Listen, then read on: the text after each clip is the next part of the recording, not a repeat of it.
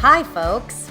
On this week's episode of Sex Marks the Spot, we're going to check in on my convo with Brian Piergrossi, where we're going to explore Tantra, discuss how we can experience our sexuality by truly embracing our authentic selves and getting in touch with ourselves. So, tune in and hope you enjoy the show. Cheers. I'm Dr. Catalina Lawson, a licensed clinical psychologist, and I love talking about sex. Sex Marks the Spot is a podcast that bridges the gap between what we know and what we actually do when it comes to sex, relationships, and health. Going back to our prior discussion about when we were talking about the masculinities and the femininities and the fluidity of this and the spectrum of it, it is embracing all of that and all of these different sides of your experience in yourself in that present moment, you know, and it is embracing all of that I think is fun, and seeing actually the different ways that you can actually be cued to that, you know. And so in your work, like, how have you found yourself actually integrating Tantra into your work, particularly when it comes to working with relationships and sexuality? Yeah, so that's something that's newly evolving, right? It's just something like I was saying, like something like I feel like kind of inherently that's been there all along, but now there's kind of this new evolution of it's coming more to the surface in a little bit more of an overt way. So this podcast that you mentioned, What is Tantra, that I'll be launching here shortly, and there'll be a link here in this podcast for people to connect and tune into that. But just connecting with a variety of different people from different parts of the world and different backgrounds, very diverse group of people. Some people very advanced and on a global scale, some people more kind of newer to it. But it's just really interesting to just, hear these different perspectives on what this journey is like for them, and how it looks and what it doesn't look like and what's being discovered. So it's kind of like, there's definitely a need for this, right? There's definitely a need. That's clear. And I think the need is even deeper than people are currently even speaking to, because not everyone feels like it's safe to talk about it, or it's like okay to talk about it, right? Because again, we have this major kind of sexual repression, and then people are doing things secretly, or they're lying about stuff. And I think that's one of the, I know that's something that's important to you, and I think all of us that are, exploring this realm, is just for people to be more self-aware, right? And then through being more self-aware, they can be more authentic, and they can communicate more authentic what's happening for them, what their desires are, what their needs are, what they like, what they don't like, what they fear, what they long for. And then through that creates an intimate relationship with someone else. So you get more self-aware, you become more authentic, and then you become more intimate with yourself, and then you can become more intimate with someone else. And I think what I've discovered is, across the globe, what we long for the most is intimacy, to really feel like we're being seen and being heard. And if I think of if I look at what's the root of what I'm really wanting to bring in the realm of Tantra and the realm of relationships, it's intimacy, it's intimacy with another person, with the world, with life, and with oneself, and that's the union. That's, when you have that sense of intimacy, you have a sense of feeling like you're one with life, one with the universe. 100%. Well, and I do think it's interesting because oftentimes in Tantra, at least, again, my experience with it has been, because I've always gone single to any types of workshop. Well, that's not true. I've had one partner once, but oftentimes, oftentimes a lot of teachers actually teach Tantra with just straight, meeting somebody right then and making those connections. Yeah. Again, at all different levels. Yeah. And it speaks to, it isn't as much about the other as much it is about you and that connection, right? And embracing that connection. Yeah, that's true. That was, it's true that you can kind of just meet somebody and practice an exercise, and you'll be surprised at how powerful the depth of it is.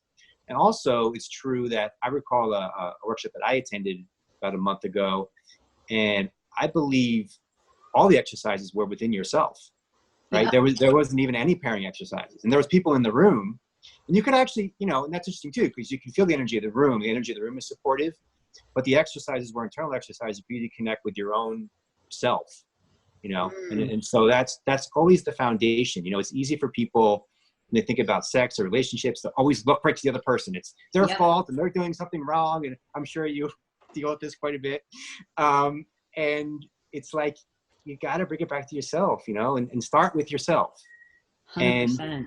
And if you can kind of become more aligned in yourself and more whole in yourself, and shift your vibration yourself or raise your vibration in yourself, then you will attract back someone of that like vibration in yourself.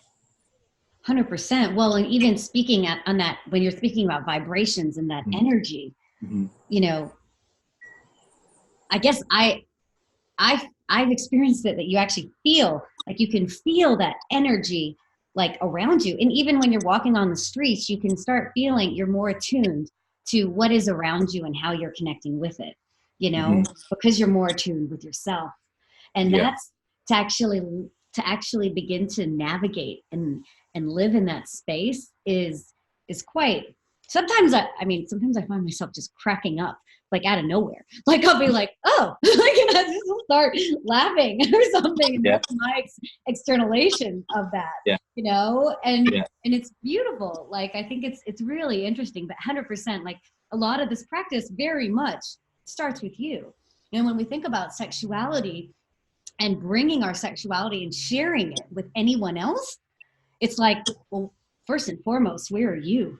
Where are you in this party? You know, and actually embracing that. And I'm such a believer that, you know, our partners are maybe kindlings in that moment, particularly during sexual exchange.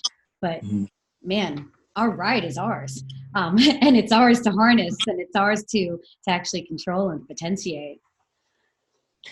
Yeah, and you know, we talked a little bit before about too of there's masculine and feminine inherent in everything in the universe, you know, so you can just explore this. I know this might sound a little out there for some people listening, but I think most people will get it.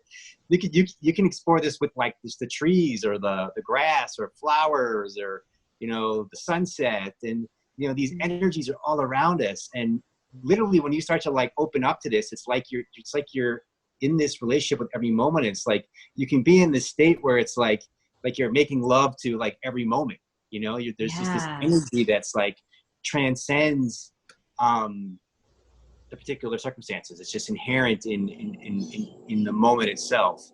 And I think that's a really important realization of what's possible, you know, because we can get so fixated on like, oh, I have to have this person, or I have to have this, you know, if I don't get this, then it's within yourself, you know, and you open it up within yourself. And this is kind of the mystical union too, that the spiritual mystics talk about. It's like you're just in this ecstatic, again, like orgasmic consciousness with the universe, you know. And I don't want to, again, I want to be really clear. I don't want to make it sound like you're just in this like happy, blissful state all the time. I don't mean that. I just mean it's like a state of like connection, full connection with what's happening. And then you're just letting go of what's not happening anymore, you know. It's like, and you're just open to the moment. And to me, that's the deepest essence of what the tantric path is. You know, it's like opening to that consciousness. And obviously, if you're in that consciousness, that's going to have a positive effect on your relationships for sure.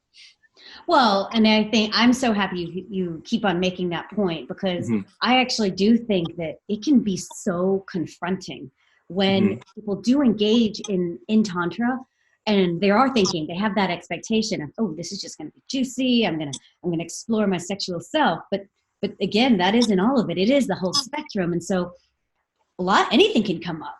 And and it is the beauty and the practice of embracing whatever does come up. And then within Tantra, but pretty much any tradition, there is always space for grief, or space for loss, or space for all of these things, where those traditions or ceremonies actually provide a little bit of security to actually embrace that. So that when you are on your own, you're actually beginning to build that resiliency to actually be present and embrace that moment, to then actually integrate it within yourself, you know. And I think, you know, couple times I've been to retreats, it's like 2 or 3 days into it and a couple people have left. And it's like when they get to that peak and then it's just too much. And I believe that people are where they're at, you know, and I think that that's also something important to remember is that when you are faced, when you're doing a lot of this work and all of this healing, it is also okay to acknowledge sometimes it can feel too scary. And if that's where you're at, it's okay to actually, it is okay. And there's no shame in taking a step back, but then try to return somewhere else, return to a different spot, you know? And I think preparing people for that actually, as they embrace that journey is important. Yeah. It's all okay. Right.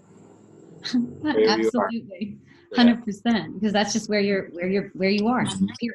Not where you're meant to be or anything, but it's just where you are, you know, and there is that certainty that actually is beautiful about those moments, you know. And I know even since the days when we talked a few days ago, even just our connection of and those cues in our talking, I walk on the beach differently. My lens was different, you know, and I'm breathing in the air. And this morning the swim was like amazing. Like it is just those little moments that can serve as reminders, you know? Yeah.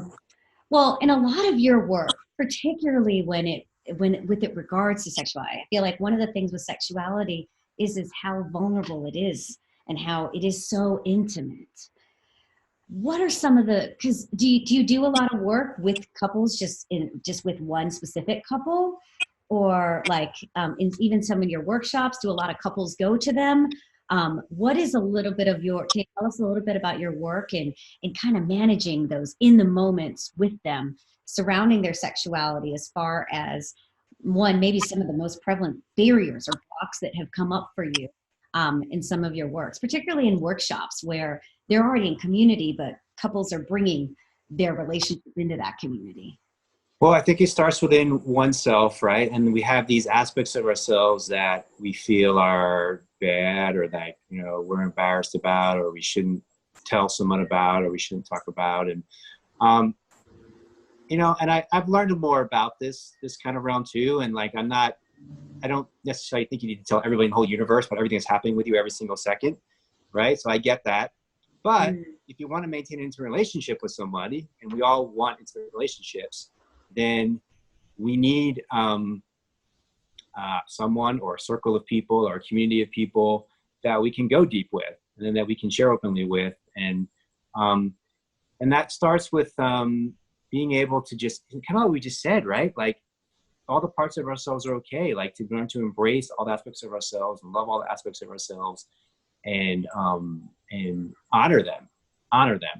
And then in doing so, that opens up the potential for someone else or others to honor those parts of ourselves as well, and meet us there and fulfill us in those aspects.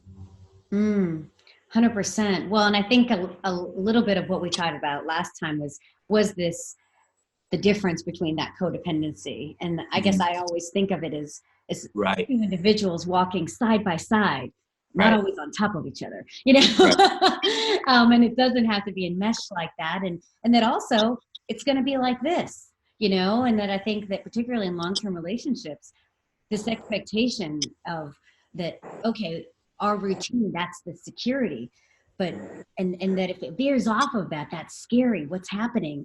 But this expectation that we aren't going to evolve and that we would stay static, imposing that on relationships, I actually see as limiting. Whereas that can be actually highly expansive to actually think, okay, actually this is whatever this trigger, whatever this tension could be an opportunity to actually explore, because something's triggering one or the other, or maybe both, and it's impacting the relationship. And it's figuring out, okay, well, one, breaking it a little bit down for them, but then also identifying what are their individual needs and how does this impact the relationship, so that they can then, you know, satisfy, but also acknowledge those needs, even if they can't be satiated in the moment, you know? Mm-hmm. I think that it's a really important point of what is the purpose of your relationship, right? So a lot of people think the purpose of a relationship is, well, this person's supposed to make me happy. And that's the dependent relationship.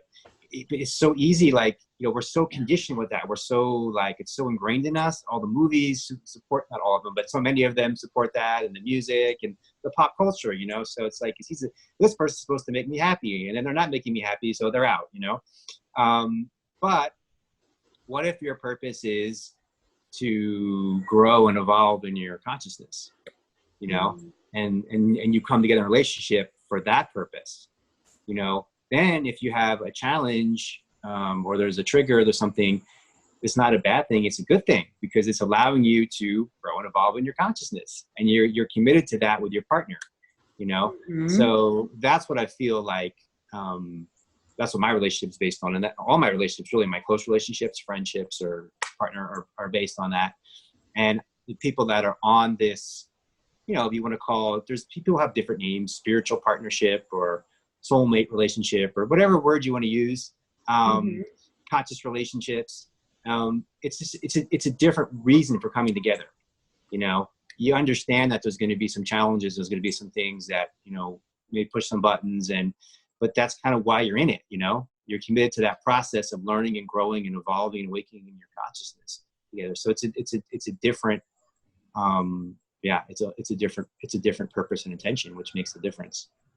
Well, and on one of your early, I think it was probably maybe within like maybe a month ago, one of your podcasts of your Brian Piergrossi podcast, you were talking about also the side of how sometimes we just go with, not even to the extent of it being a toxic relationship, but where we just end up forgetting what our purpose or what our needs are from those relationships, and just suppressing those and ignoring them, and then and not listening, even though oftentimes we know a little bit, but we don't attend to that. We're not honest with it, and so, but we just keep on feeding into the relationship and hoping that we will get that from the other. Again, it's always this external, like, oh, I can grab it from them, I can get it from them, that so much of that drive actually can keep us from, or allow us to kind of cloud our lens of actually what we're actually needing,